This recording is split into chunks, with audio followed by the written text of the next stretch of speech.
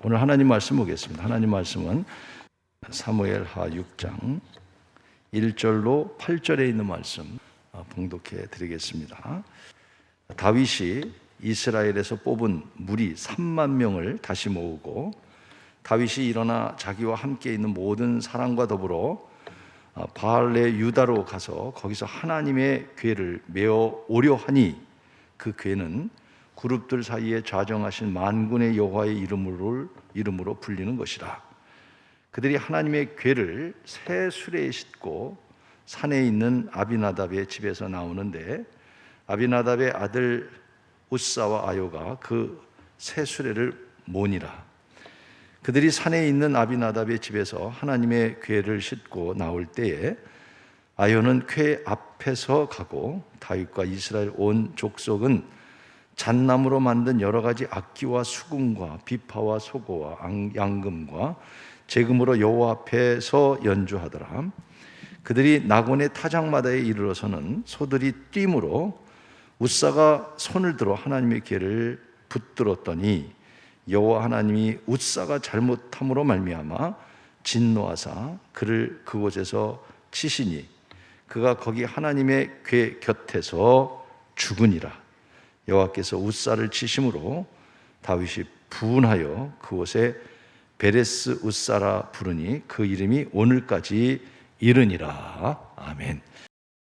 제2차 수도권 확진자가 많아져서 또 어려움을 겪고 있는 가운데 있습니다. 우리 하나님의 또 도우심이 있기를 바라고, 그래서 또 오늘부터 또 행정처분에 의한 예배가 교회들마다 중지되는 있어서는 안 될 안타까운 그런 상황까지 이르게 되었습니다.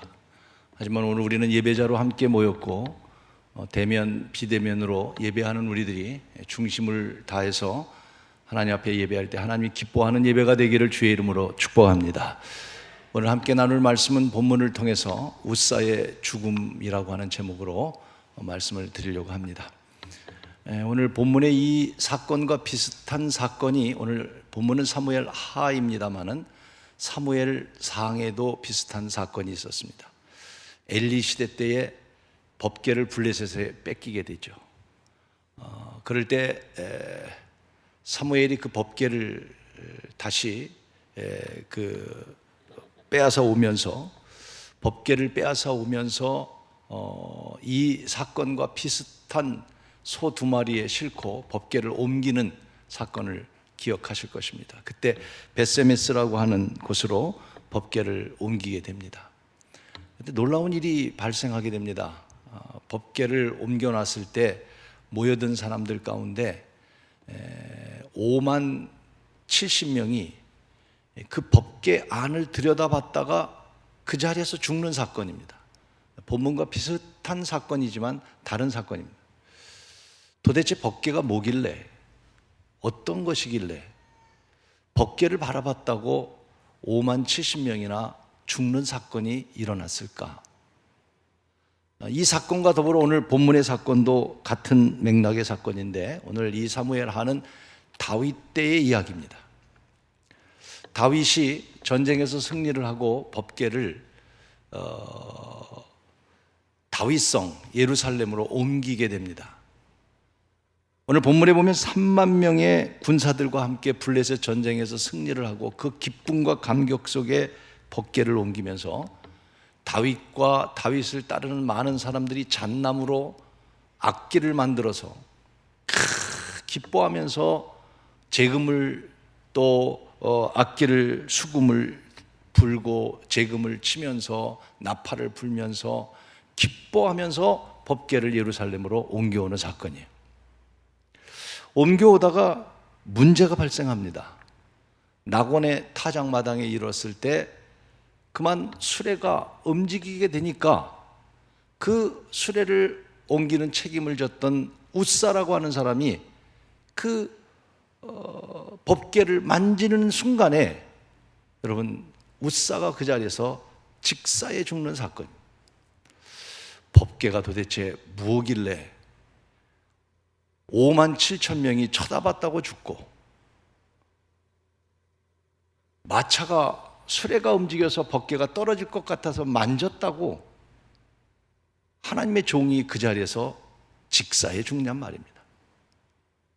도대체 이해가 되지 않는 사건입니다. 아마 여러분들도 그렇게 생각할 것입니다. 그런데 이 사건 속의 7절에 하나님이 이렇게 말씀하십니다. 7절 말씀 같이 한번 읽어본다면 여호와 하나님이 웃사가 잘못함으로 말미암아 진노. 여러분, 웃사가 어떻게 했다고요? 잘못함으로 하나님께서 진노하셨다. 그래서 그곳에서 하나님이 그를 쳐 죽였다는 건 뭔가 잘못했다는 것이죠. 법궤를 쳐다보고 죽은 사람들도 뭔가를 잘못한 거, 웃사도 뭔가를 잘못한 거예요. 그런데 오늘 본문에 읽어보면 무엇을 잘못했는지는 알 수가 없습니다. 그런데 아무리 잘못했다 할지라도 이렇게 어떻게 직사에 죽을 수 있을까? 그 잘못이 무엇일까? 주석을 찾아보고 말씀을 묵상하고 깊이 하나님 말씀을 묵상하는 가운데 오늘 저는 웃사가 죽은 이유를 한번 세 가지를 생각해 보게 됐어요. 그리고 그 세 가지를 우리 삶에 적용해 보려고 합니다. 제일 첫째로 웃사가 그렇게 죽은 것 가운데 하나는 어쩔 수 없이 만졌다고 이해할 수 있을 것 같습니다. 어쩔 수 없이 만질 수. 자, 6절에 보면 소들이 띠므로 법궤가 쓰러질 것 같으니까 웃사가 손을 대서 만졌다. 여러분, 법궤가 소가 뛰니까 법궤가 떨어진단 말이에요. 이게 떨어지니까 어쩔 수 없는 거잖아요. 도리어 웃사는 책임을 다한 거예요. 떨어져서 깨지거나 떨어져서 문제가 되는 것보다도 그 법궤가 쓰러지지 않으려고 어쩔 수 없이 만졌다는 거예요. 그런데 그것을 가만히 생각해보면 그것이 문제가 있는 것을 저는 생각해 보게 됩니다. 이 사건을 보면서 저는 우리 신앙생활에 첫째 적용해 보고 싶습니다. 어쩔 수 없다는 생각 버리고 신앙생활 하시기를 바랍니다, 여러분. 어쩔 수 없다. 웃사도 어쩔 수 없는 상황이었어요. 그렇잖아요. 어쩔 수 없잖아요. 어쩌면 책임을 다한 일이잖아요.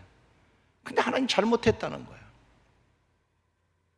오늘 우리 신앙생활 속에서도 어쩔 수 없다는 핑계를 가지고 우리는 불신앙적인 행동을 해서는 안 된단 말입니다. 신앙생활 하면서 우리는 어쩔 수 없다는 이유 때문에 불신앙의 길을 가는 길들이 우리 살아가면서 얼마나 많이 있습니까? 어쩔 수 없는 상황 속에서라도 우리는 올바른 믿음을 가져야 되고 신앙의 길을 택해야 되지 않겠는가? 지난주 우리 주기철 목사님의 영화를 여러분 보셨을 거예요. 저도 보면서 두세 번 눈물을 흘렸어요. 이야, 저런 분이 계셨구나. 일제시대 때 여러분 알다시피 신사참배를 하게 할 때에 주기철 목사님은 끝까지 그 길을 걷지 않습니까? 그 당시 수많은 목사님들이 있었습니다. 어쩔 수 없는 상황이었습니다. 저는 저 같았어도 어쩔 수 없이 그랬을 것 같습니다. 그러나 여러분, 역사가 지난 후에 지금의 주기철 목사님의 이 모습을 보면서 어쩔 수 없는 상황 속에서도 믿음을 지켜가는 순교적인 신앙을 갖지 않았습니까? 그때에 그 대사 가운데 그 아내가, 사모님이 주기철 목사님에게 그런 얘기를 합니다. 일본 순사가 주기철 목사님이 나갈 수 있는 길을 열어줍니다. 이제 다시는 이런 일을 하지 않으면 당신을 내보낼 테니 나가서, 얼마나 그 옥중 안에서 몸이 다 무너지고 죽을 수밖에 없는 상황, 그 아내의, 사모님의 마음이 얼마나 아팠겠습니까? 그래서 그 남편을 나온다고 하니까 오를 찾아갔을 때 그때 사모님이 그런 말을 합니다. 목사님, 끝까지 믿음을 지켜주십시오. 당신이 옥에서 나오면 우리 성도들이 신앙이 흔들립니다. 갈 길을 찾지 못합니다. 결국 주기철 목사님은 사모님의 말대로 용기를 얻고 옥에서 옥사를 하게 됩니다. 여러분, 어쩔 수 없다는 이유 때문에 우리는 신앙생활에 흔들리는 그런 웃사의 행동이 우리에게 있어서는 안 되겠다는 말입니다. 다니엘의 세 친구를 보십시오. 어쩔 수 없는 상황이었지만 그 어쩔 수 없는 상황 속에서도 그들은 궁중 안에서의 음식을 거부하고 사자굴을 선택했어요. 풀무불을 선택했어요.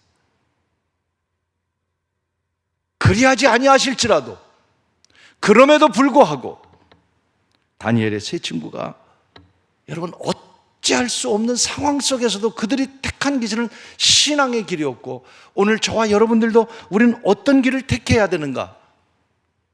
우사와 같이 어쩔 수 없다는 이유 때문에 거룩한 법궤를 만지는 그런 일이 있어서는 안 되겠다는 것이죠. 사무엘상 15장을 기억하실 겁니다. 사울 왕이 하나님께 버림받았던 장면입니다. 아말렉과의 전쟁이 이루어졌어요. 이스라엘 백성은 전쟁에 나가려면 꼭 제사장이 와서 하나님 앞에 예배를 드리고 하나님께 묻고, 그 아주 그 이스라엘 전쟁의 사건을 보면 공통적인 일이었습니다.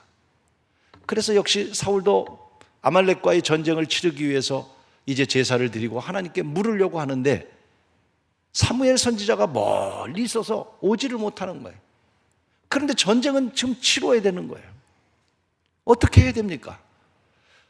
제사를 드리기 위해서는 선지자가 와야 되는데, 아말렉과의 전쟁은 지금 막 전쟁을 싸워야 되는데 어쩔 수 없는 상황이니, 그래서 사울은 할 수 없이 사무엘 선지자가 오지 않으니까 자기가 제사를 지냅니다. 뭐가 잘못된 겁니까? 어쩔 수 없는 일이 아닙니까? 근데 하나님은 사울을 향해서 이렇게 말합니다. 내가 너를 선택한 것을 후회한다. 나는 제사보다 순종을 원했다 라고 말씀합니다. 어쩔 수 없다는 이유 때문에 우리는 신앙을 떠나는 일들이 얼마나 많고, 오늘 우리 신앙생활하면서 사실 그렇잖아요. 어쩔 수 없어. 시간이 어쩔 수 없어. 건강이 어쩔 수 없어. 어쩔 수 없어. 상황이 이럴 수밖에 없어. 행정명령으로 예배가 금지됐습니다. 서울의 대형교회 34교회 가운데 32교회가 예배를 드리지 않습니다. 어쩔 수 없는 상황이겠죠. 그런데 저는 어느 젊은 청년 의사가 올린 영상을 보고 너무 충격을 받았습니다. 그 젊은 청년 의사가 이런 말을 하더군요. 행정명령이 내리고 하루도 지나기 전에 모든 교회의 대형교회가 성도들에게 메일을 보내고 목회서신을 보냈는데 이번 주에는 예배가 없습니다 라고 하는 메시지였다는 거예요.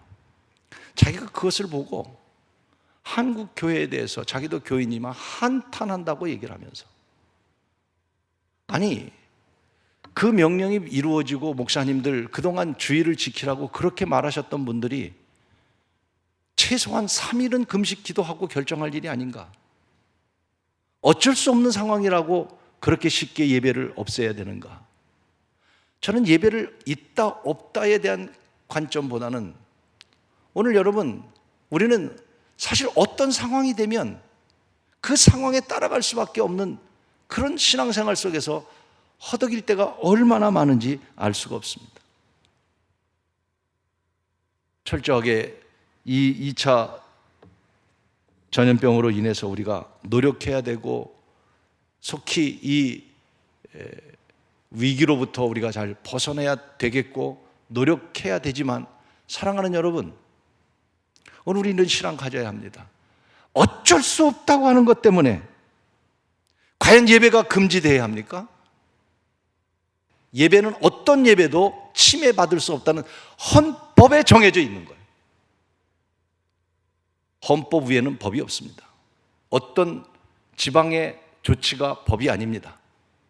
아니, 그런 법적인 것을 떠나서 오늘 우리 기독교인들은요, 우리 신앙인들은요, 너무 쉽게 어쩔 수 없는 상황이니까 예배 못하고, 어쩔 수 없는 상황이니까 주일 못 지키고, 어쩔 수 없는 상황이니까 순종 못하고, 어쩔 수 없는 상황이니까 우리가 못한다는 것, 너무 우리는 쉽게 우사처럼 그런 행동을 해서는 아니 되지 않겠는가?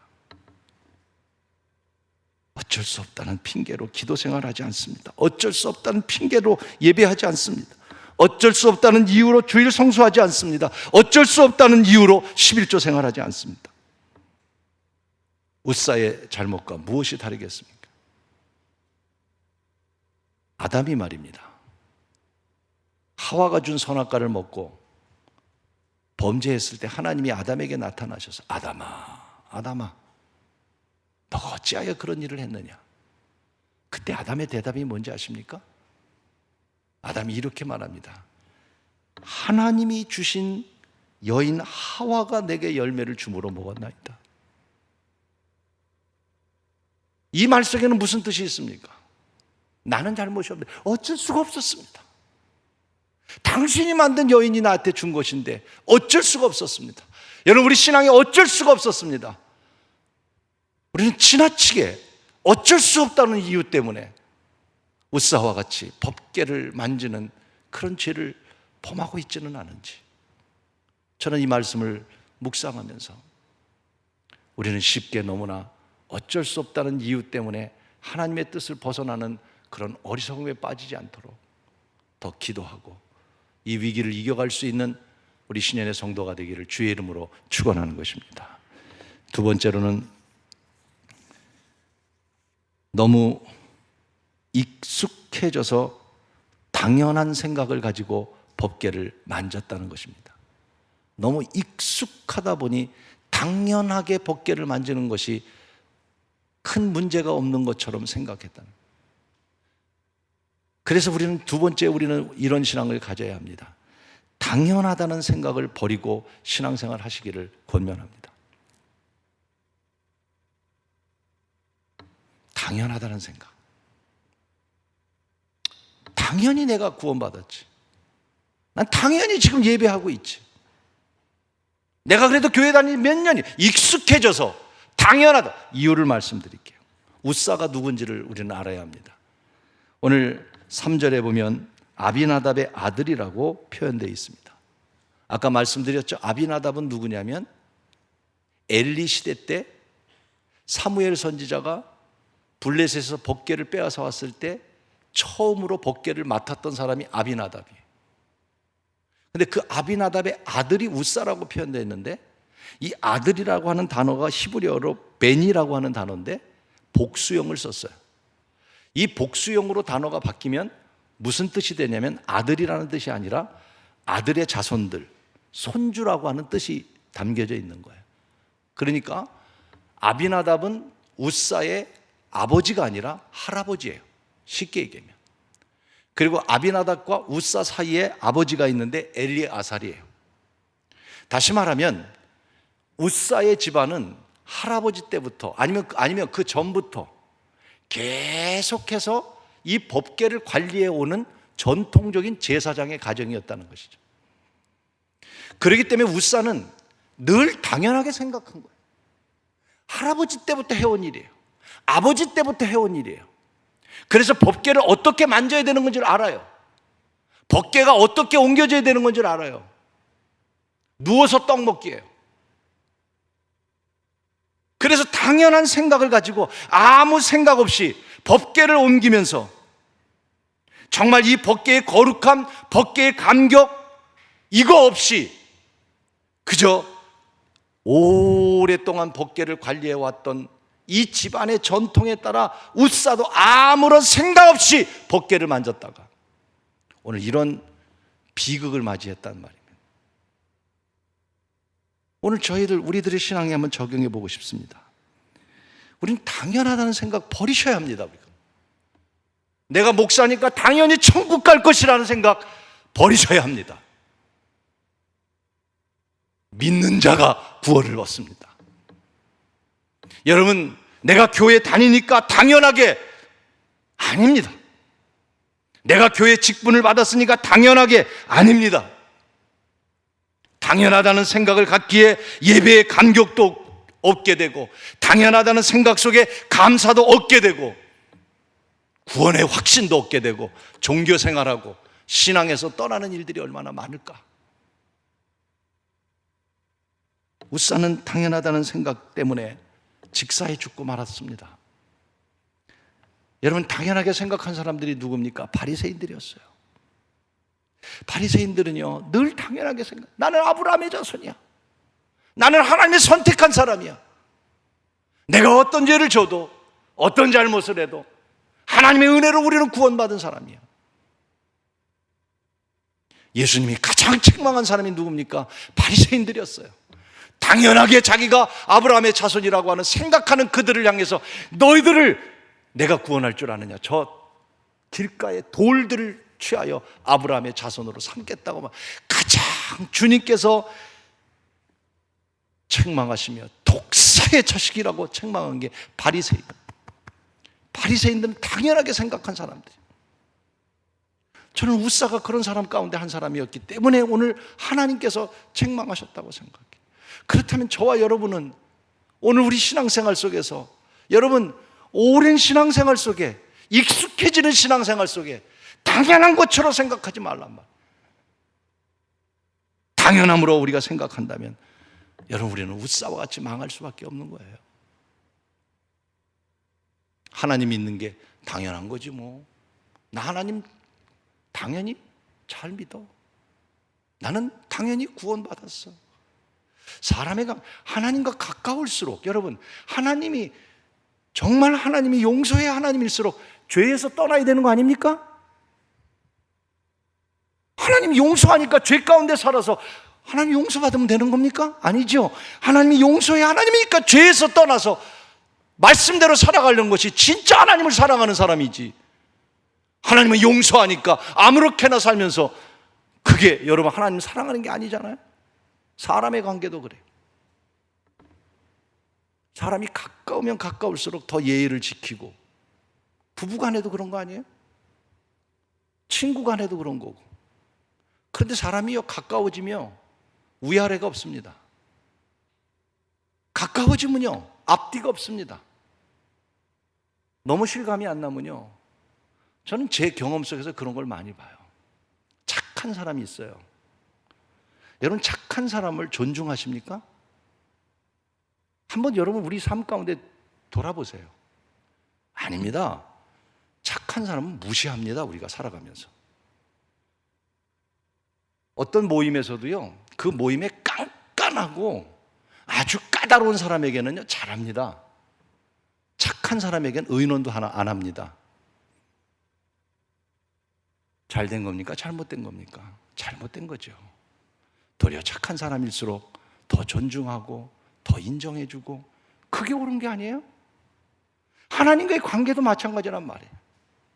내가 오래 믿으면 오래 믿을수록, 하나님을 정말 사랑하는 사람이면 사랑할수록, 여러분 웃사가 할아버지 때부터 제사를 지내면서 법궤를 지켜온 사람이면 지켜온 사람일수록 이 법궤의 소중함을 알았어야지.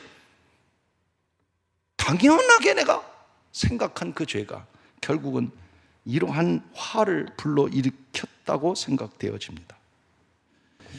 사랑하는 여러분, 순간순간 우리가 당연하다는 생각 속에서 신앙생활하지 말고 깨어있는 신앙이 되기를 바랍니다.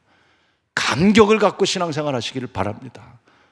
하나님을 섬기면 섬길수록 더 깊이 하나님을 섬기고 하나님을 더 사랑할 수 있는 마음을 우리는 가져야 합니다. 그래야 우리는 웃사의 죽음과 같은 이 비극을 면할 수 있을 것입니다. 당연하다는 생각보다는 감격해야 되고 감사해야 되고, 우리가 당연하다는 생각보다는 내게 사명이 있다는 생각을 갖고 확신을 가지고 예배와 봉사와 헌신에 하나님을 사랑하는 일에 더 힘쓰는 귀한 삶이 되고 귀한 신앙이 되기를 주의 이름으로 축원하는 것입니다. 마지막 세 번째는요, 가장 웃사가 죽었던 근본적인 이유입니다.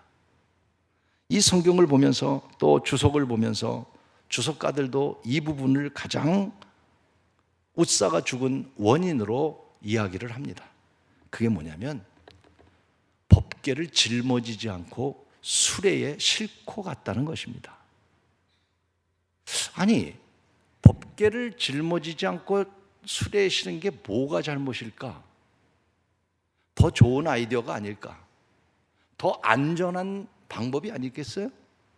더 편한 방법이고요, 더 빨리 갈 수 있는 방법이고요. 얼마나 좋은 아이디어입니까? 그런데 이것이 가장 큰 원인이라고 이야기합니다. 이유는 뭐냐면 간단합니다. 하나님은 한 번도 법궤를 짊어지라고 가라고 그랬지 한 번도 다른 방법으로 옮기라고 말하지 않았습니다. 성경의 어느 곳에도 여러 군데 말씀하고 있습니다. 심지어는 강을 건널 때도 여러분 강 건널 때 배에다 싣고 가면 얼마나 안전하겠습니까? 광야의 길을 갈 때도 꼭 짊어지고 여리고를 돌 때도 짊어지고 궤를 어깨에 메고 가라고 그랬어요. 그런데 여러분 오늘 웃사는 가장 편한 수레에 싣고 갔습니다. 저는 이 모습을 보면서요 무엇을 깨닫게 되냐면 내 마음대로의 생각을 버리시기를 바라고요, 내 마음대로의 신앙에서 우리는 벗어나야 됩니다. 하나님의 말씀대로 따라가야 하는 것이 신앙이고 믿음인 줄로 믿습니다. 내 마음대로의 생각을 버리는 훈련이 필요하고 버려야 되는 것입니다. 웃사가 죽은 것은 하나님의 명령을 어긴 거예요. 하나님이 메고 가라는 것을 자기 마음대로 수레에 싣고 간 거예요. 더 좋은 방법이고 더 빠른 방법이고 더 안전한 방법인 것 같지만 하나님이 원하는 건 짊어지기를 원하는 거예요. 어디서 알 수 있느냐? 이미 하나님이 말씀하셨어요. 역대상 15장 13절에 말씀하셨어요. 제가 읽어볼게요. 전에는 너희가 매지, 법궤에 대한 이야기를 하시면서 하시는 말씀이, 전에는 너희가 매지 아니함으로 우리 하나님 여호와께서 우리를 찢으셨으니. 하나님은 원하는 게 뭐냐면 매기를 원하는 거예요. 법궤를 짊어지기를 원하는 거예요. 다시 말하면 짊어지느냐 안 하느냐 그 문제도 문제지만 더 큰 문제는 하나님 말씀에 순종하느냐 안 하느냐 그걸 말하는 거예요. 신앙은요, 웃사의 죽음은 하나님의 말씀에 순종하지 않았다는 거예요. 자기 마음대로 했다는 거예요. 내 마음대로가 아니라 하나님의 뜻이 뭔지, 하나님의 계획이 뭔지, 하나님의 방법이 뭔지. 그렇지 않습니까? 베드로가 여러분 알다시피 밤새도록 고기 잡지만 한 마리도 못 잡았잖아요. 이른 아침에 주님이 오셔서 베드로에게 그물을 오른편에 던지라 말할 때 베드로가 이런 말 하지 않습니까? 내가 밤새도록 고기를 잡았지만 한 마리도 못 잡았지만 이런 말씀하십니다. 베드로가 내가 말씀에 의지하여 던지겠나이다. 무슨 말씀일까요? 자기 생각에 의하면 밤새도록 고기 잡은 경험이 있고 또 여기서 고기를 잡으면서 지금 고기 잡을 때가 아니라는 걸 알지만 내 생각을 버리고 하나님의 방법대로 당신의 말씀대로 하겠다는 거예요. 여러분 이것이 중요한 거예요. 그래서 베드로가 그물을 던졌을 때에 여러분 놀랍게 그물이 꽉 차는 역사가 있었습니다. 여러분에게도 이런 은혜가 있기를 축복합니다. 이런 믿음이 되기를 바랍니다. 뭐예요? 내 생각을 내려놓는, 내 마음대로 하는 게 아니에요. 신앙생활. 내 생각을 내려놓고 하나님의 뜻이 무엇인지, 하나님의 방법이 무엇인지. 요사이 이렇게 불편한 예배와 또 기독교에 대한 이런 일 속에서 정말 기도 많이 하게 됩니다. 저도 올바른 판단을 하지 못할까? 또 내가 목사로서 올바른 판단을 하고 있는 걸까? 하나님의 뜻이 뭘까? 하나님의 방법이 뭘까? 행여나 내 생각이 먼저 앞서는 건 아닌가? 고민합니다. 실수할 수도 있습니다. 잘못된 판단을 할 수도 있습니다. 그러나 여러분 어떻게 하면 내 뜻보다는 하나님 말씀이 뭐라고 말씀하셨는지 오늘 이 방향을 향해 갈 수 있는 교회가 되고 여러분의 신앙이 되기를 주의 이름으로 축원하는 것입니다. 다윗이 예루살렘으로 법궤를 옮기면서 범한 실수를 두 가지로 주석가들은 지적합니다. 예루살렘으로 옮기는 것은 좋은 일입니다. 선한 일이었습니다. 그런데 주석가들이 두 가지를 얘기해요. 하나가 뭐냐면 하나님께 묻지 않았다는 거예요. 묻지 않았다는 거예요. 아까도 말씀드렸지만 전쟁에 나가거나 무슨 일을 할 때든지 항상 그들은 하나님께 묻는 제사가 필요했던 거예요. 묻지 않았다는 거예요. 아까도 그 한 청년의 말씀을 여러분에게 말씀드렸지만 목사님들 3일은 금식 기도하고 이 방향을 말씀하셨어야 되는 것 아닙니까? 라고 하는 영상이었어요. 어찌 하루 만에 예배를 다 폐쇄하십니까? 3일은 금식 기도하고 목사님들이 정했어야 되는 거 아닙니까? 피를 통해서 얘기를 하더라. 그렇습니다. 물어야죠. 여러분의 인생도 물어야죠. 우리 교회 갈 길이 뭔지 물어야죠. 그런데 오늘 우사가 묻지 않은 것이라고 말해요. 두 번째, 여러 주석가가 그렇게 말합니다. 왜 우사가 죽었느냐? 여러분의 생각과 하나님의 생각은 다르다라고 표현했어요. 사랑하는 여러분, 우리의 생각대로 신앙생활을 하지 않기를 원합니다.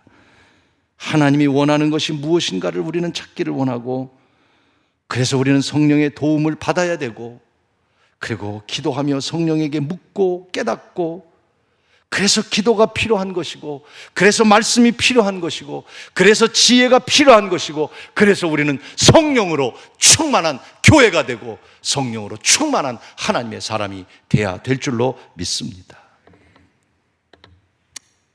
우사의 죽음 이해하지 못했었습니다. 또는 두렵기도 했습니다. 어쩌면 저는 우사와 같이 여러 번 죽어도 죽었을 사람이라고 생각이 되어졌습니다.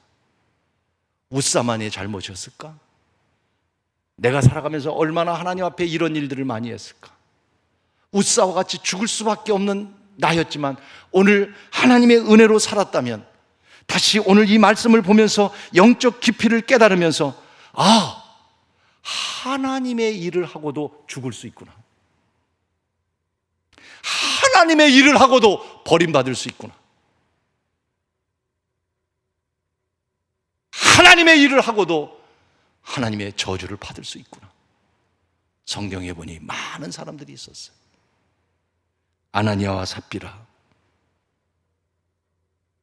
저주를 받아 죽었습니다. 하나님을 믿고도.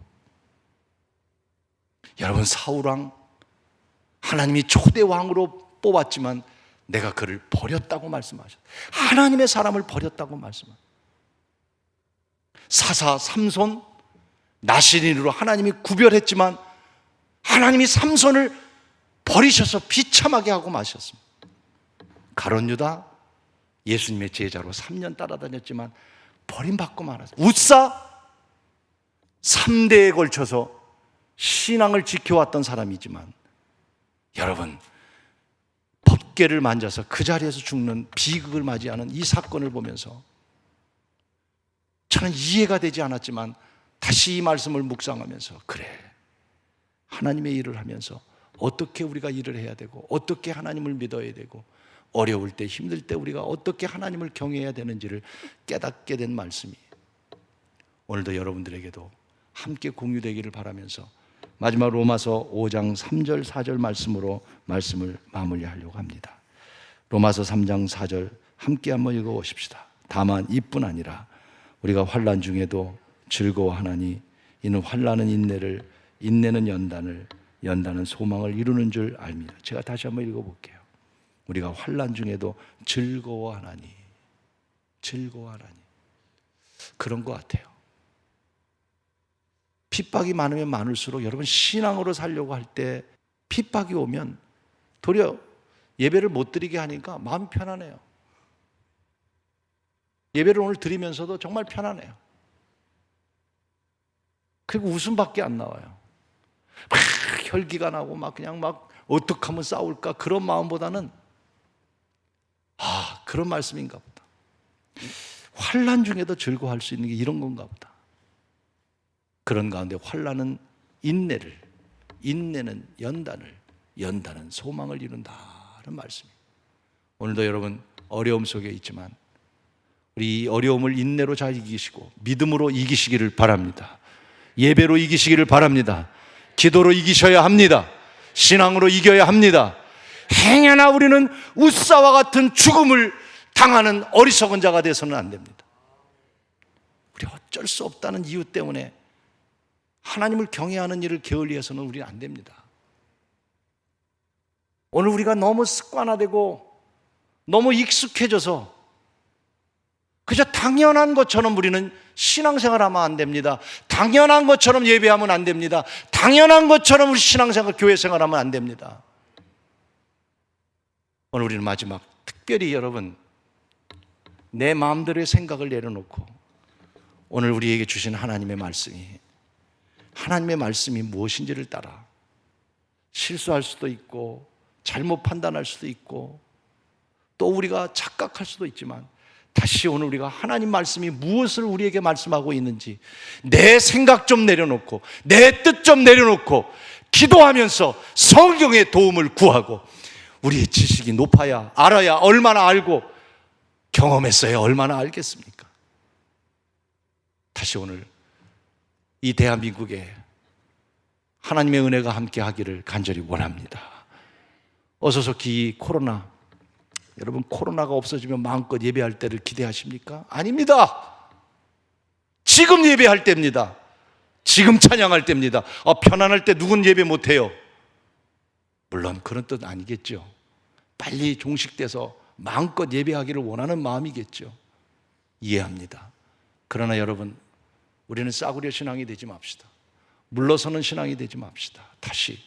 우리가 다시 우리 자신을 돌아보고 오늘 우리 기독교를 다시 생각해보고 우리 교회를 생각하고 나 자신을 생각해보고 오늘 울사의 죽음과 같은 그런 비극이 되지 않도록 우리 한국교회가 우리 오늘 온 신년에 온 성도들이 오늘 대면으로 비대면으로 보는 모든 분들이 다시 오늘 바짝 정신을 차리고 올바른 믿음의 길을 달려가는 우리 신년의 모든 성도들이 되기를 주의 이름으로 축원합니다.